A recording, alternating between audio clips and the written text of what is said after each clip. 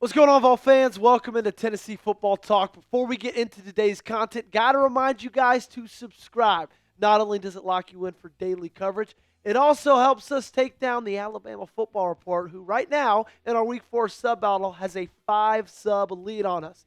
Daily coverage, all 100% free, all Tennessee Vols right here on the channel.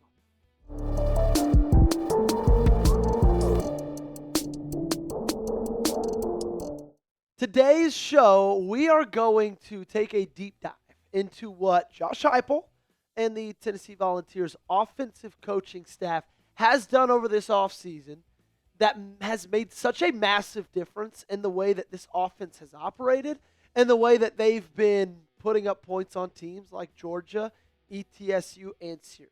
Now, ETSU and Syracuse, that's not very surprising that they were able to score against those teams. But we all know that Josh Heupel has struggled to put up points against Georgia, and what he did over the offseason, in my opinion, has led to that success so far this year. It's no surprise that this team got absolutely embarrassed in the college football playoff, okay?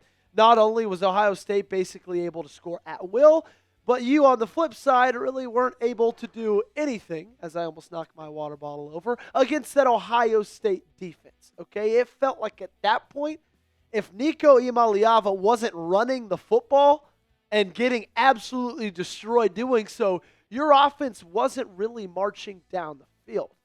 And a really cool thing is that Kelsey Pope, when he spoke to the media today, talked about what him, Josh Heupel, and the rest of the offensive staff did in the offseason to change that. Last season, we left the playoffs, and as an offensive staff, man, we felt like we got to evolve. We got to go seek and learn, get some different things. We had to take accountability and look in the mirror as coaches. And I think we did that with the things that we're showing on offense. It's completely foreign to what Tennessee offenses has looked like here so far. And I'm just going to come out right here and say it. This is what makes Coach Heupel one of the best in college football at the moment. It's so easy for a coach to stick to what has worked for him, to not evolve. And in my opinion, that's a big reason that a lot of coaches lose their jobs, because at some point, opposing coaches figure out how to defend what you're doing on offense or figure out how to score on you with what you typically do defensively, especially when what you have done throughout your career, what he did at UCF, hell, even what he did back in at Oklahoma, Missouri, UCF, and in here, it's given him a ton of success, right? 2022, one of the best seasons this team has had since 1998. And you fast forward, last year you're in the college football playoff. But that wasn't good enough, right? He realized that he needed to make a change. And when you look to last year, did you know that this team only ran 21 distinct formations offensively? And that was 119th in all of college football. It got stagnant. It got a little bit repetitive. And it was a little bit easier to defend.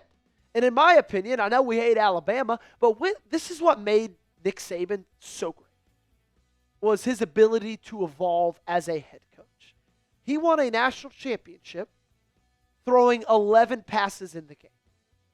You can go back and look at that statistic. Greg McElroy went 6 for 11 with 58 yards passing in 2009. And then in 2020, he won a national championship while throwing 45 passes with Mac Jones. That's why he was able to dominate as much as he did, because he didn't get stuck in his ways, and he evolved as the game did, okay? So coming up, I'm going to show you exactly what I mean by Coach Heupel and this offensive staff making these changes over the offseason, okay? Stick around, you're going to want to see it. Before we do that, though, I need you guys to fill in the blank for me in the comments section. Josh Heupel is a top blank coach in college football. What would you put there? Are you saying top 10? Maybe top 5? I don't know, maybe top 3? I want you guys to let me know in the comment section down below. So Coach Heupel was originally known for his wide splits, meaning he lined his wide receivers up incredibly far out to the side. The football field is 53 and a third yards wide. Josh Heupel would use all 53 and a third. You can see in this picture right here. The outside wide receiver typically is outside of the numbers and less than 5 yards away from the sideline, and the inside receiver is barely inside the numbers, okay? And there are benefits to this, right? Because Josh Heupel didn't just abandon this 100%. He still does it a lot. It's still a lot of what this Tennessee offense is based on. And the benefit to it is it stretches that field out, which opens up running lanes for running backs, also creates more one-on-one opportunities for receivers against isolated defenders. However, sometimes in those one-on-ones, there are cons. If those isolated defenders are better than you are better than your wide receivers, they can absolutely shut down your passing, okay? It also limits your route tree, limits outside breaking routes, corner routes, things of that nature. And I think, in my opinion, this is what has tripped up Josh Heupel against a Kirby Smart defense a lot over the last half decade, because every time these two teams played, no matter how good Tennessee's wide receiver core was, Georgia just typically had a better secondary. So with those wide splits, with those one-on-one matchups, they favored Georgia because all their secondary basically got selected in the first 2 rounds of the NFL draft every single year for the past 5 seasons.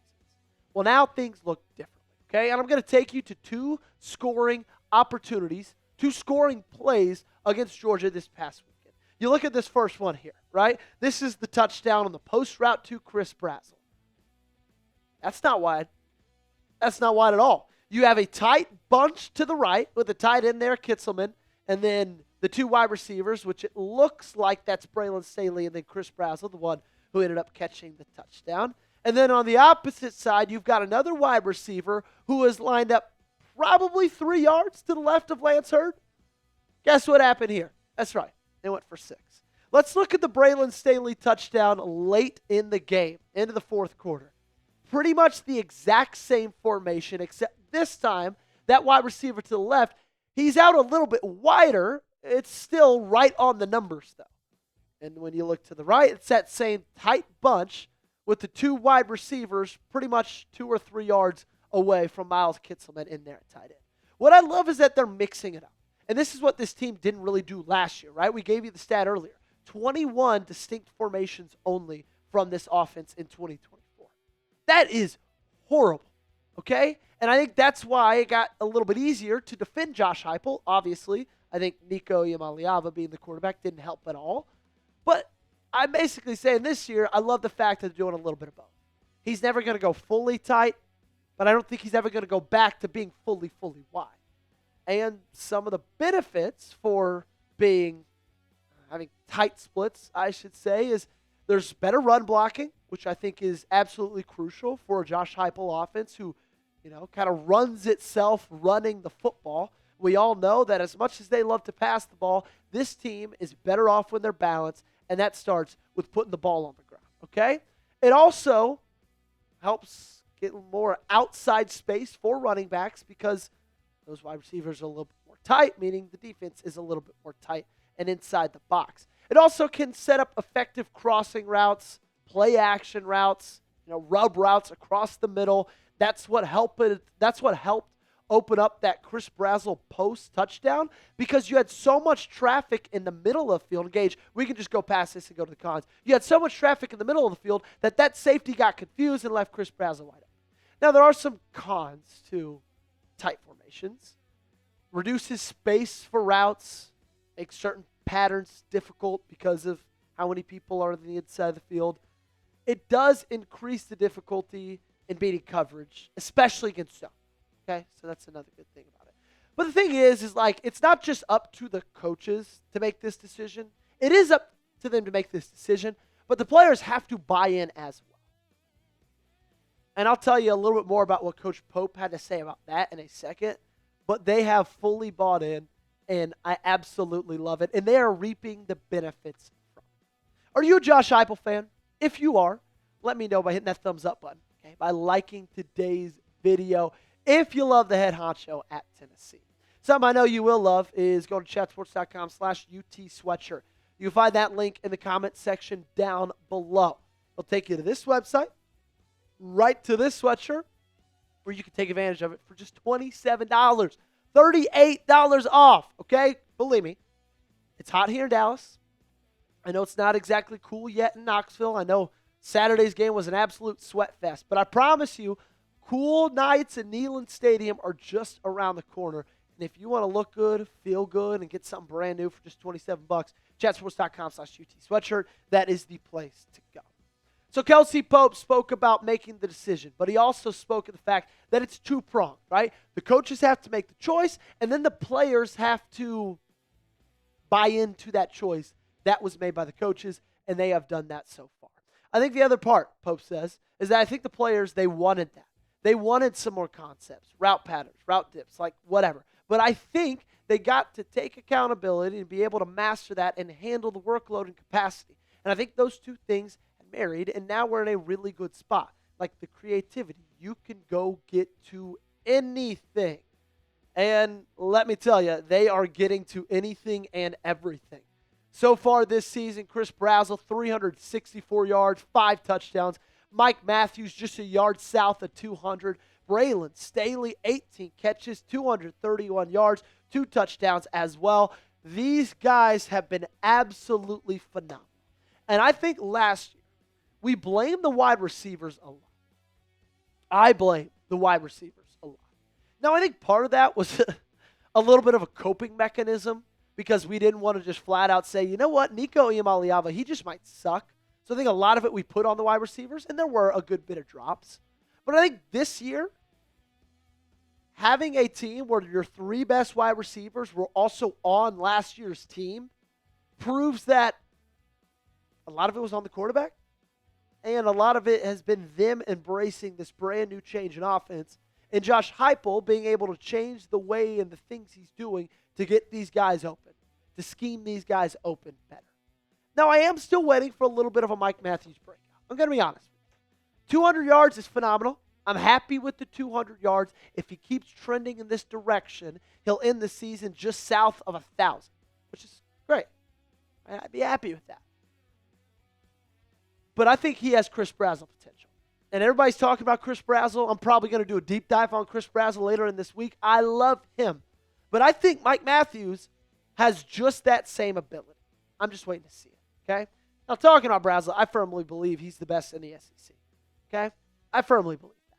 The length that he has, the size that he has, the speed that he has, his jump ball ability, every 50-50 ball seems like it's actually 100-0, okay? The dude's special. To wrap things up, basically what I'm getting to, Josh Heupel and his staff did something really, really hard.